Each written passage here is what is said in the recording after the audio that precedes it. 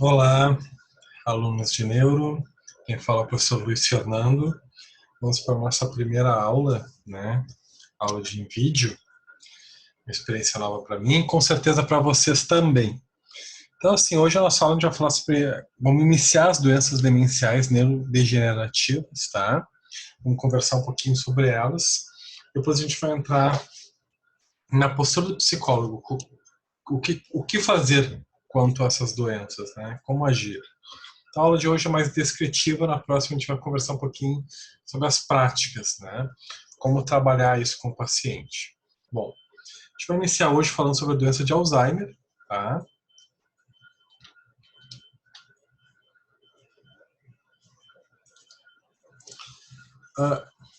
É a principal causa de demência, a mais conhecida e a mais comum, tá? Quando a gente fala de doenças neurodegenerativas, são doenças que causam a diminuição, né, da massa encefálica, morte de neurônios ou problemas na comunicação entre neurônios por mais diversos motivos. Tá?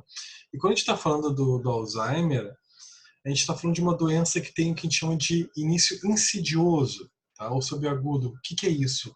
Ela, ela não tem muito claramente um início, um estado de alerta prévio. Ela acaba aparecendo do nada. Né? A pessoa estava num mês bem, daqui a pouco começa a apresentar alguns esquecimentos da memória recente. Né? Então, ou que pode passar por uma dificuldade na aprendizagem, uma dificuldade, a pessoa aparenta estar menos inteligente, né? Mas geralmente a primeira coisa que aparece é um prejuízo na memória recente. E aparece de uma forma que a gente chama de insidiosa, do nada. Tá? E claro, com o tempo, vai causando um prejuízo, né, na vida do sujeito, nas suas atividades diárias e no seu convívio social, na sua interação com os outros. Tá? Bom, quando a gente fala de causas de demência, olha aqui, ó, o Alzheimer aparecendo como a primeira, a mais comum. Depois a gente vê de múltiplas etiologias que são combinadas, né?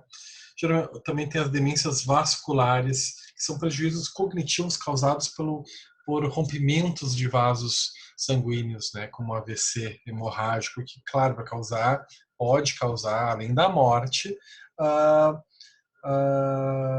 a morte que chama encefálica, né? A morte clínica, também morte de neurônios e, por consequência, perda de funções cerebrais. Tá? De ordem desconhecida, 5%, associada ao Parkinson, 3%, e inclassificáveis, 3%. Quando a gente fala de prevalência, geralmente começa a aparecer a partir de 65 anos a 69 anos, 1%. Tá? A cada 5 anos depois, a partir de 70 anos, daí começa a dobrar o número. Tá? A cada 5 anos, começa a dobrar. De 5 em 5 anos, dobra. Depois de 5 anos, vira 2%. Depois de mais 5 anos, vira 4% de chance, enfim. Tá? Até chegar ali pelos 85, 89%, onde 23% de chance de a pessoa apresentar essa doença neurodegenerativa. Ou seja, a partir dos 85 anos, a cada 10 pessoas, duas vão apresentar Alzheimer. É uma prevalência bem grande, né? Fatores de risco. A idade. Por quê? Por que a idade? Porque a gente viu aqui, né? Com o passar dos anos, quanto mais idade a pessoa tem, maior a probabilidade dela de desenvolver, apresentar essa doença neurodegenerativa. Tá? Histórico familiar, né?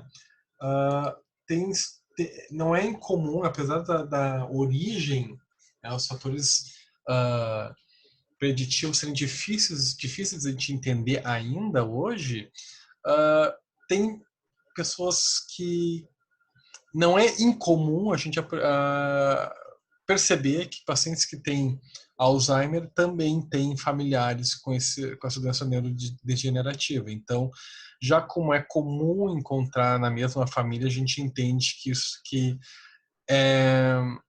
pode ter uma influência de genes familiares. Como, por exemplo, em mães que geram crianças síndrome de Down. Tá? Tem um gene APOE, tá? Que a gente chama de apólipo, isso aqui é apólipo proteína E, né? que é uma proteína que está associado com mães que geram crianças com síndrome de Down, mas também está associado esse gene a pessoas que vão desenvolver futuramente Alzheimer. Então, mães de crianças com síndrome de Down têm uma chance um pouquinho maior de desenvolver Alzheimer no futuro. Tá? Outros fatores associados, tá? Mas não necessariamente são preditivos. Pessoas com baixa escolaridade, né?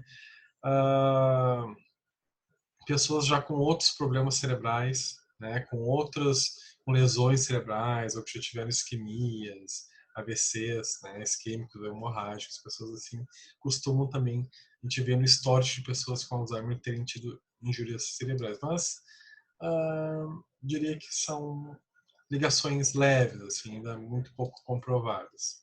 Também pessoas com histórico de aterosclerose, né, ou AVC e hipertensão. Aterosclerose porque, inclusive, a aterosclerose está muito comumente ligada a AVC e hipertensão. Por quê? Porque é o enrijecimento das paredes das artérias, né, e que gera acúmulo de gordura, né, se dá pela morte de tecidos lisos, né, da parede das artérias, que são tecidos musculares lisos, né? Então, que vão gerar um enrijecimento. E esse enrijecimento pode causar um rompimento ou pode causar uma hipertensão. Tá? Mas também pessoas que têm esse tipo de quadro clínico também está associado com aparecimento de doença neurodegenerativa, mais comumente o Alzheimer. Tá? Bom, falando em custo, né, nos Estados Unidos, por ser uma doença muito comum de aparecer na terceira idade, gera um custo de 60 bilhões, tá, para os sistemas de saúde público lá dos Estados Unidos, e aqui de 15 bilhões. Possivelmente menos, porque aqui a gente realmente investe menos na saúde, né? Talvez avalie também menos. Aqui fica uma crítica, né? Bom, com relação aos sintomas, tá? Sintomas típicos, distúrbios da memória recente. Então, assim, como sintoma mais comum, principalmente no início, a gente tem distúrbios da memória recente, ou que a gente chama também de memória anterógrada, tá? O que é? Um déficit. E quando a pessoa tem um déficit nessa memória, né, o que é memória recente? Aquilo que a gente aprendeu, ouviu ou escutou recentemente, ou algumas horas atrás, ou no último dia, nos últimos dias, né? Então, quando a pessoa não consegue ter uma memória boa, recente, bom, isso vai gerar déficit na aprendizagem, na retenção de conteúdo, né? E na memória, na linguagem, é porque a pessoa pode ter dificuldade para reproduzir aquilo que a linguagem que acabou de ouvir, déficit na orientação, porque a pessoa pode esquecer de onde que veio, para onde que está indo, né? Na habilidade espacial, porque a gente usa a memória recente para isso também, né? Onde é que eu deixei o carro, em qual vaga, eu calculei o espaço para botar o carro aqui faz 1 minuto, mas já botei errado, já me esqueci, né? Dificuldade no raciocínio e executar tarefas complexas, claro, porque a gente precisa usar a nossa memória recente, né? Tu lê um enunciado e tu vai responder. Quando tu tá respondendo, tu não pode esquecer do enunciado, dos detalhes do enunciado que tu leu, né? E alterações do humor e comportamento, obviamente, porque gera muita insatisfação, preocupação, ansiedade, né? E tristeza. As pessoas percebem, principalmente no início, as suas perdas cognitivas. Tá? A instalação é insidiosa, às vezes despercebida, a pessoa nem percebe, vai aparecendo, né? Do nada. Os pacientes geralmente ignoram ou minimizam os sintomas, por quê? Porque eles ficam com vergonha de dizer que estão com esse déficit. Até aqui é uma coisa bem comum, tá? Geralmente, quando a perda de memória é algo não preocupante, muitas vezes os pacientes costumam falar mais. Quando tu recebe um idoso que chega e fala assim diretamente, olha, eu ando muito esquecido, né, me fala as coisas e eu não me lembro, geralmente são esquecimentos ou problemas de memória relacionados à ansiedade, ao estresse. E quando o idoso, né, ou a pessoa, enfim, esconde isso, é porque a perda está sendo tão importante que ele fica com medo de relatar, ou minimiza, enfim, né? Então, ou porque também não está percebendo, né? Então ele diz, não, eu estou esquecendo, mas geralmente os outros que percebem, né? Isso também é um outro motivo pelo qual os pacientes ignoram ou minimizam os sintomas.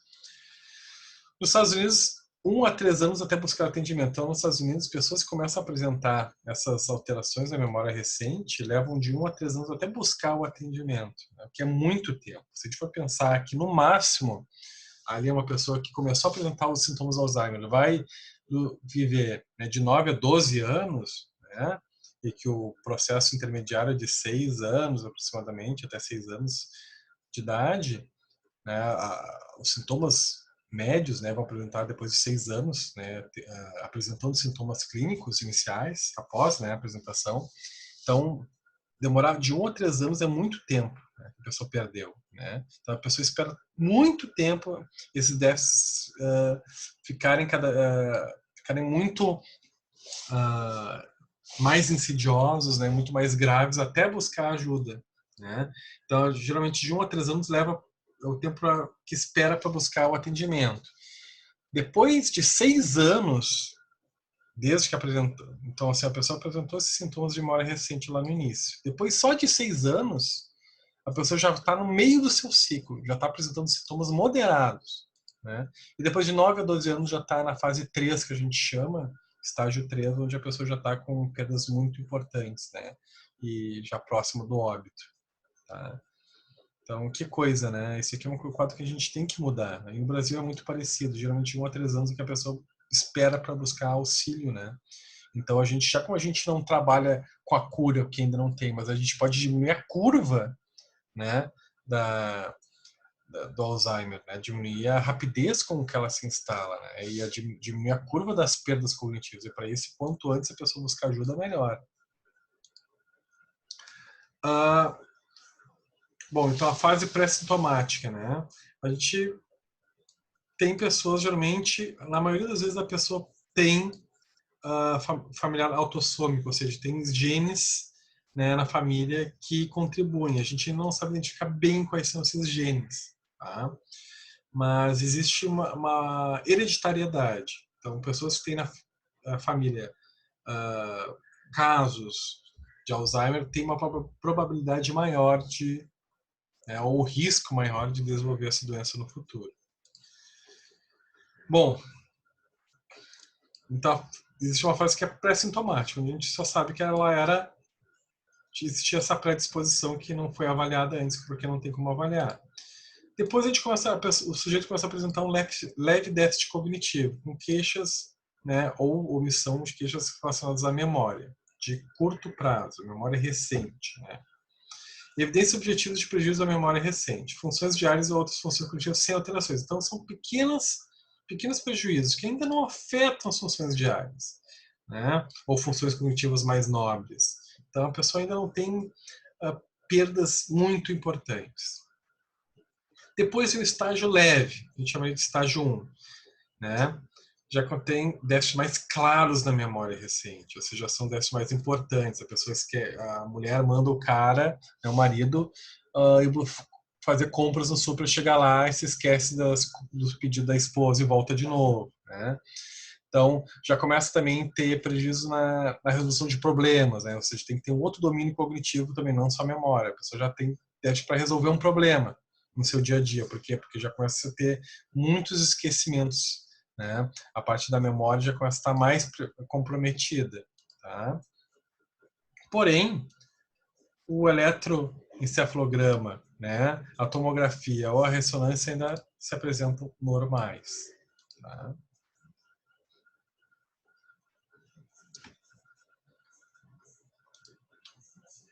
No estágio 2, que é o estágio moderado, tá, que é a partir de uns 6 anos após os sintomas iniciais, o paciente já começa a ter um comprometimento tão grande, onde já começa a se tornar dependente para realizar atividades simples, né? Como fazer o seu almoço, fazer a sua janta, fazer seu café da manhã, né?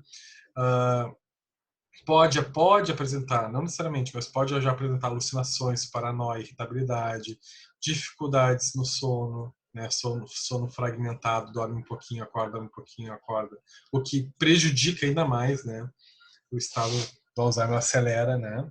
A apraxia motora ao exame físico são pessoas que tendem a ter pouca resposta física quando pedido né? A pessoa tem dificuldade para realizar as atividades físicas, né? Levanta a mão, a pessoa fica te olhando, né? Demora para dar essa resposta, ou dá de uma forma lenta, né? Já o exame, então, nesses casos, nessa fase, o eletroencefalograma já começa a apresentar uma lentificação no seu ritmo, né? E a tomografia e a ressonância, pode estar a tomografia normal, mas a ressonância começa a apresentar uma dilatação ventricular, com sulcos alargados, ou seja, os ventrículos começam a ficar maiores, porque já começa nessa fase aqui se apresentar uma perda encefálica, perda de massa encefálica. Com a perda de massa encefálica, os ventrículos começam a ficar mais predominantes. O que é o ventrículo? São aqueles espaços vazios onde o líquor, né, o líquido encefalorraquidiano circula dentro do cérebro, né? E nos exames de emissão de pósitrons, né, começa já a apresentar uma diminuição na síntese, né, de açúcar e também no funcionamento dos lobos parietal e frontal. Tá?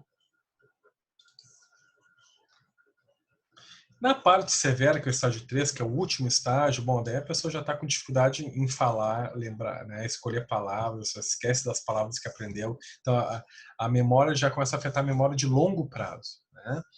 A pessoa já não lembra mais os familiares, começa a ter dificuldade para executar tarefas extremamente básicas, como simplesmente se vestir, ir ao banheiro, né, mijar, às vezes precisa até colocar sondas, enfim, para respirar, ter dificuldade para respirar, para comer, já começa a perder a peristaltia, né? A parte muscular começa a já não funcionar bem, pode ter convulsões, já o eletroencefalograma já está bem lento, né, as funções cerebrais, e a dilatação ventricular e os sulcos estão extremamente alargados, tá? E as funções parieto-frontal já estão bem comprometidas. Tá? Aqui nós temos uma foto bem interessante que mostra uma atividade cerebral extremamente alta, né? Essas partes vermelhas, né? A parte vermelha onde tem mais atividade cerebral é a verde, onde também tem atividade, mas um pouquinho menos intensa. Aqui um cérebro normal, né? Com intensa atividade cerebral quando a pessoa é estimulada. E aqui ao lado a gente tem um paciente com Alzheimer, já bem importante, possivelmente uma fase 3. Ó, aqui o ventrículo bem estreitinho, ó. Aqui já bem alargado só, né? E com pouquíssima atividade cerebral, tá? Mais os gânglios de base aqui, mais na parte do tronco cerebelo, né? Então, já bem comprometido. Então, a história natural, os sintomas começam a apresentar, né, desde o início dos sintomas até o diagnóstico de 2 a 3 anos, que é o período que o paciente leva para procurar ajuda.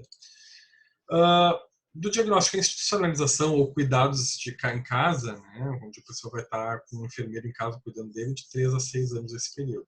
E até a morte, mas geralmente em média 3 anos. Então a duração de vida de um paciente vai no máximo aí de 9 a 12 anos. Tá? Claro que tem casos onde o paciente vive mais ou vive menos. Tá? Fatores preditivos de progressão acentuada. Quando é que a gente entende que esse caso ele pode ter uma progressão mais insidiosa e mais agressiva? Com pacientes que têm comorbidade com Parkinson ou que estão apresentando alucinações e ilusões. Porque a alucinação e ilusão já mostra que está tendo um prejuízo muito grande de massa encefálica nos lobos cerebrais. Tá? Aqui resumindo, isso aqui não vou pedir para vocês, mas assim, resumindo para vocês, o que acontece no cérebro de uma pessoa que tem Alzheimer? Né? A pessoa tem uma quebra nas membranas, né, dos neurônios, e há um acúmulo de que a gente chama de enzima peptídea beta-amiloide. Tá? Acaba criando uma placa de beta-amiloides. Essas placas começam a se acumular entre os neurônios, prejudicando a comunicação entre eles. E esses beta-amiloides vão estimular que o neurônio fabrique mais, que a gente chama de proteína tau. E essa proteína tau que o neurônio vai fabricar, né, que é uma das consequências dos beta-amiloides, né, é a fabricação dessa proteína tau. Ela vai causar a morte, se fabricado em grande quantidade, né, pela estimulação dos beta-amiloides, a proteína tau ela vai se acumulando, né, dentro dos neurônios e pode causar uma neurofibrilagia, né, que é a morte do neurônio. O neurônio morre e daí ele fica sem função, né? Então a morte, né, a perda de tecido se dá pelo acúmulo de proteína tau. E a má comunicação entre os neurônios, né, se dá pelo acúmulo também desses beta-amiloides, tá? Dessas enzimas. Então essas enzimas, elas, além de causarem uma dificuldade na comunicação neuronal, elas vão estimular a fabricação dessa proteína tau, que vai causar dentro do neurônio a morte do neurônio. Tá? Mas isso eu não vou cobrar em prova. Então, quando a gente vê exames neuronais, a gente vê atrofia cerebral, a gente vê perda do volume, né, de peso e volume, aí, de 41% no temporal, 30% no parietal, 14% no lobo frontal, né, atrofia nos giros, ou seja, o aumento, né, da parte, atrofia da parte interna do cérebro interno, né, subcortical, o que vai aumentar como consequência os ventrículos cerebrais.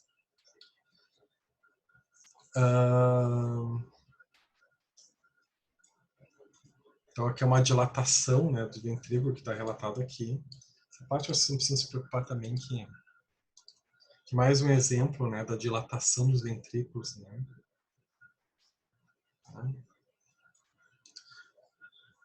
Então, o cérebro aqui com as circunvoluções bem profundas, né, perda de massa cerebral.